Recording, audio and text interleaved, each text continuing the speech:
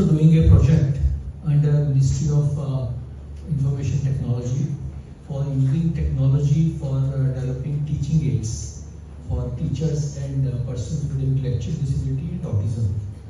But we are also getting a lot of criticism from parents about screen time. They say that one of the reasons for autism, which is being talked about, rather discussed, not proven, is that too much of screen time has kind of creating autism tendencies. Now, if the same children get addicted to the screen, what happens to them? So, do you have any views on this? I'm aware that most of the content in tech for autism is targeted towards the child, and is very less targeted toward the parents and the professionals. One of the ways is obviously to limit it and put a timer on the device.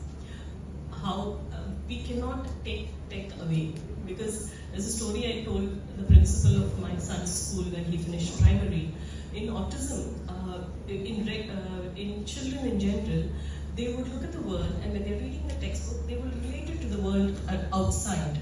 Oh, I saw this there. You know, I'm reading about mountain. Oh, I saw it there. No, in autism, in my son's case, I can tell you, he read mountain, and then when I showed him the mountain, he related it. Okay, it's the other way around. So you are going to need a lot of tools. So you will have to build those resources for them. But we can only limit the time and also ensure generalization by taking them to the real world outside also. It has to be a fine balance between the two. It cannot be only the screen. That will give us problems. It has to be a fine balance between the two. Yes, thank you, Sudha.